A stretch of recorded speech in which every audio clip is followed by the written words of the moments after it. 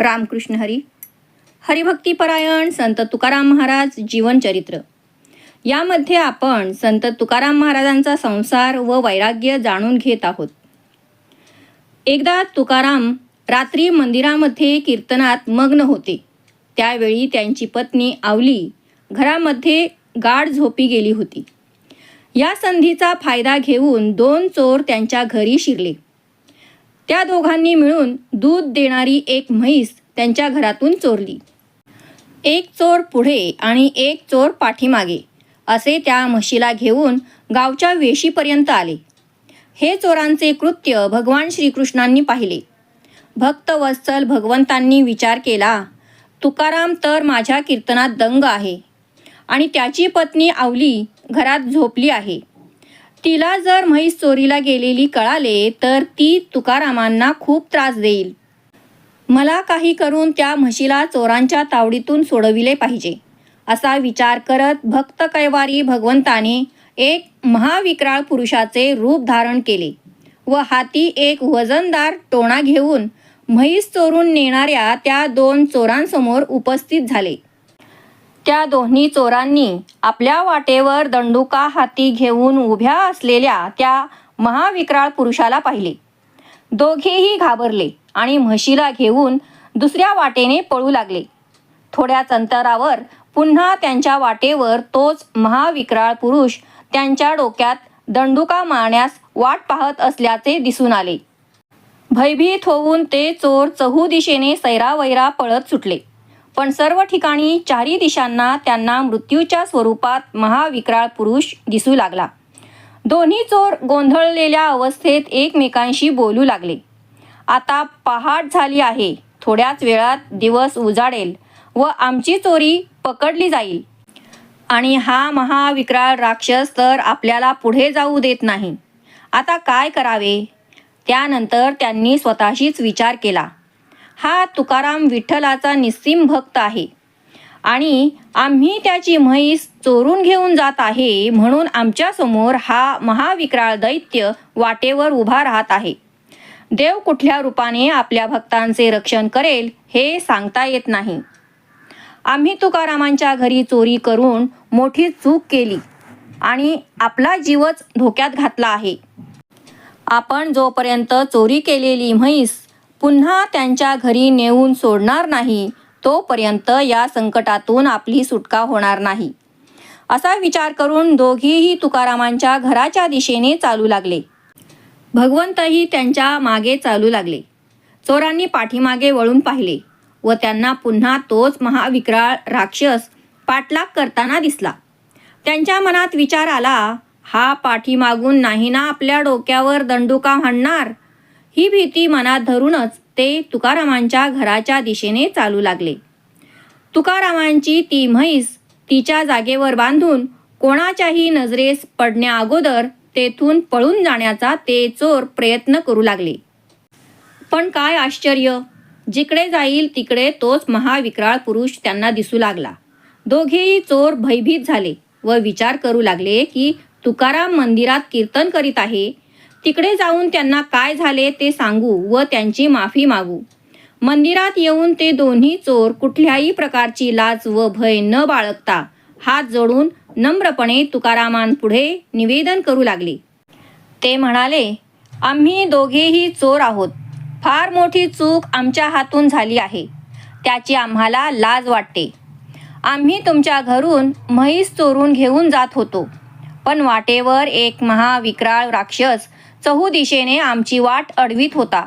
घाबरून आम्ही म्हैस परत तुमच्या घरी नेऊन बांधली, पण वाटेत पुन्हा तोच आमच्या समोर हाती दंडुका घेऊन उभा असलेला सगळीकडे आम्हाला दिसतो. या संकटातून सुटण्याचा उपाय सांगा. आपण महावैष्णव आहात. आपल्या हृदयात कोणाबद्दलही द्वेष नाही. मित्र आणि शत्रू दोन्ही तुमच्यासाठी समान आहेत. आम्ही तुम्हाला शरण आलो आहे. कृपया या महाविक्राळ राक्षसाच्या तावडीतून कायमचे सुटण्याचा उपाय सांगा. हा वृत्तांत त्या चोरांच्या तोंडून ऐकून उपस्थित भक्त व तुकारामही आश्चर्यचकित झाले. तुकारामांनी पांडुरंगाकडे पाहिले तर काय आश्चर्य, पंढरीनाथ कीर्तनात उपस्थित नव्हते. स्वतःशीच ते म्हणाले, हे चोर सत्य वर्णन करीत आहेत. तुकारामांनी डोळे मिटून पांडुरंगाचा धावा करण्यास सुरुवात केला. ते म्हणाले, देवाधिदेवा पंढरीनाथा, तुम्ही येथून केव्हा निघून गेलात? आम्ही हरिकथा कीर्तन करीत असताना आपण रानावनात फिरत होता. पहिल्यापासून आपल्याला वनात गायी राखण्याची सवय आहे. आम्ही येथे प्रेमभावनेने भगवंता आपला गुणगौरव करीत आहोत, पण इथे आपले मन रमत नाही असे वाटते. आणि वेडे वाकडे रूप धारण करून या चोरांना आपण दर्शन देता. आता पहाट झाली व आरतीची वेळ झाली आहे. अशा वेळी आपण इथे येणे योग्य आहे. आमचे सप्रेम कीर्तन आपल्याला आवडले नाही असे दिसते, कारण आपण दंडुका हाती घेऊन चोरांच्या पाठीमागे धावत गेलात. पांडुरंगा, आपण जर आपल्या प्रेमळ भक्तांचा सखा नसाल तर कीर्तनात रंग कसा येईल? तुकारामांची ही प्रेमळ हाक ऐकून पांडुरंग तेथे उपस्थित झाले. सर्व भक्तांनीही त्यांना पाहिले, पण त्या चोरांना मात्र अजूनही त्या महाविक्राळ स्वरूपातच दर्शन होत होते. जैसा भाव तैसा देव. आपल्या इच्छेप्रमाणे भगवंत आपल्या समोर दिसतात. भक्तांना भगवंत सर्वाकर्षक श्याम सुंदर दिसतात, पण तेच भगवंत अभक्तांना काळ स्वरूप वाटतात. तुकाराम त्या शरणागत चोरांना म्हणाले, उठा आणि आपल्या मार्गाने चालायला लागा. पाहिजे असेल तर माझ्या घरी जाऊन ती म्हैस भेट म्हणून घेऊन जा. चोर आदराने तुकारामांना म्हणाले, आमचे प्राण आपण वाचविलेत. हीच आमच्यासाठी फार मोठी भेट आहे असे म्हणून सुटका झाल्याच्या आनंदात पळत जाऊ लागले. त्यांनी हा अद्भुत प्रसंग अनुभवला व त्याचा परिणाम म्हणून ते प्रेमाने मुखातून पांडुरंगाचे नाव घेत आनंदाने नाचत गेले. मंबाजीने सुद्धा ही घटना पाहिली आणि तोही आश्चर्यचकित झाला. त्याने विचार केला, तुकारामांचा लौकिक वाढतच चालला आहे. हे सूर्यप्रकाशा इतके स्पष्ट दिसत आहे असे म्हणत एका कोपऱ्यात पुटपुटत बसला. ज्या व्यक्तीच्या हृदयात द्वेष आहे तो कधीही वैष्णव भक्तांचा महिमा जाणू शकत नाही. दुसऱ्या दिवशी सकाळी तुकाराम प्रातःकाळी उठून नित्यनियमाप्रमाणे मंदिरात श्री विठ्ठल रुक्मिणींचे दर्शन घेण्यासाठी गेले. सकाळ झाल्यानंतर काही लोकांनी आवलीला आदल्या दिवशी रात्री चोराने तिची म्हैस कशी चोरून नेली होती व अद्भुतरित्या विठोबाने कशी परत आणून बांधली याबद्दल वर्णन करून सांगितले.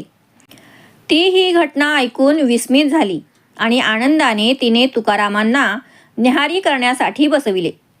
तिने बनविलेला भात भाकरी भाजी प्रेमाने वाढली आणि वाटीभर दूध आणून दिले. तुकारामांनाही याबद्दल आश्चर्य वाटले. आवलीला तुकाराम म्हणाले, तू शुद्ध अंतकरणाने मला जर 1 तांब्याभर दूध देशील तर मी मंदिरात जाऊन विठोबाला पाजीन. आवलीने तांब्या पाण्याने स्वच्छ धुतला व दुधाने भरून तुकारामांकडे दिला.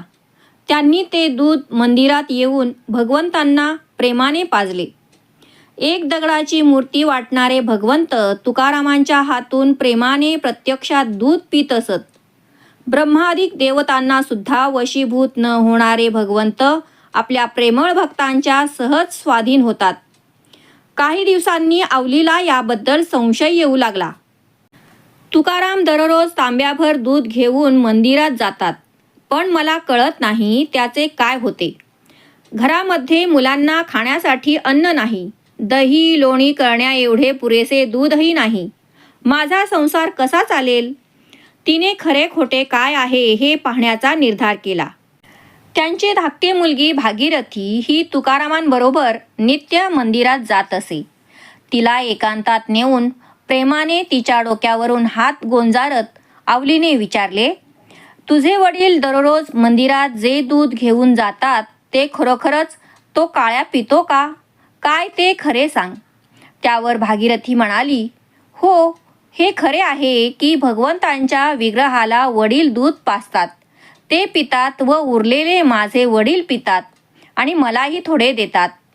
भागीरथीचे हे बोलणे ऐकून आवली मनामध्ये आश्चर्य करू लागली. एके दिवशी आवली तुकारामांना म्हणाली, आज मी देवाला दूध पाजून येते. अवश्य, तुकाराम म्हणाले. आवली दूध घेऊन पंढरीनाथासमोर आली. तिला पाहून भगवंत संकटात पडले व विचार करू लागले की आता मी काय करावे. आवलीकडून दूध प्यावे तर तिच्या मनात माझ्याविषयी प्रेम नाही आणि जर मी चमत्कार दाखविला नाही तर ती घरी जाऊन तुकारामांना नाहक त्रास देईल. पांडुरंग आवलीला खूप घाबरत होते, कारण ती कायम त्यांचा विरोध करीत असे. म्हणूनच पंढरीनाथ गोंधळून गेले होते की आवलीने आणलेल्या दुधाचा स्वीकार करावा काय की न करावा. क्षीरसागरात पोहुडणाऱ्या आत्माराम भगवंताला तुकारामांच्या हातून दूध पिण्याची इच्छा होती, कारण त्यामध्ये सेवाभाव होता, प्रेम होते. तेच दूध आवलीने आणले होते, पण पांडुरंगाबद्दल तिच्या हृदयात प्रेम नव्हतेच आणि आदरही नव्हता. आवलीने आणलेले दूधही खूप गरम होते. ते थंड होईपर्यंत थोडे थांबावे असा विचारही तिच्या मनात आला नाही, कारण ती पांडुरंगाला आपला दावेदार मानत होती. तिची अशी समजूत होती की पांडुरंगानेच आपल्या पतीला वेडे बनविले आहे आणि त्यामुळेच त्याचे संसारात लक्ष नाही. असा द्वेष मनात ठेवूनच आवलीने गरम दुधाचा तांब्या पांडुरंगाच्या ओठाशी लावला. त्या गरम दुधामुळे भगवंतांचे ओठ भाजले.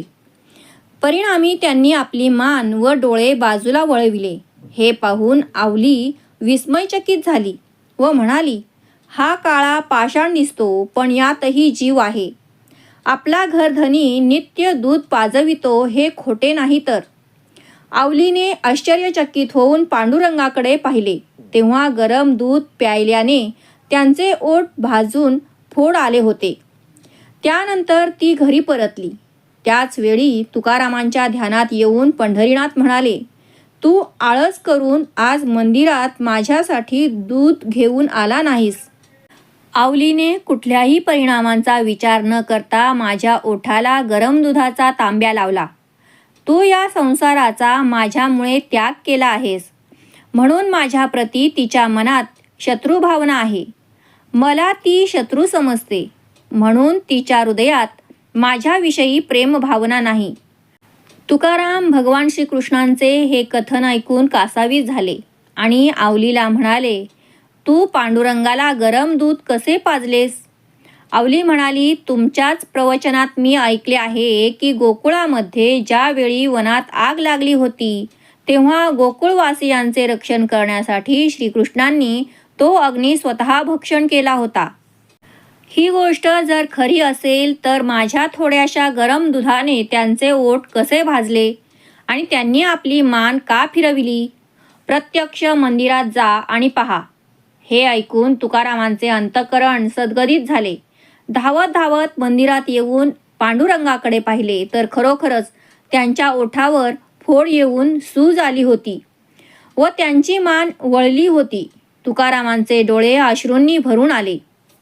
आईला आपल्या मुलाचे अंग भाजलेले पाहताना जसे दुःख होते तसे तुकारामांना झाले व त्यांचा जीव कासावीस झाला. त्यांचा कंठ दाटून आला व ते भगवंताकडे या घटनेबद्दल क्षमा याचना करू लागले. त्यानंतर भगवंतांच्या स्तुतीपर अभंग गाऊ लागले. जसजशी ते भगवंतांची स्तुती करू लागले तसतशी पांडुरंगाच्या ओठांची सूज कमी होऊ लागली.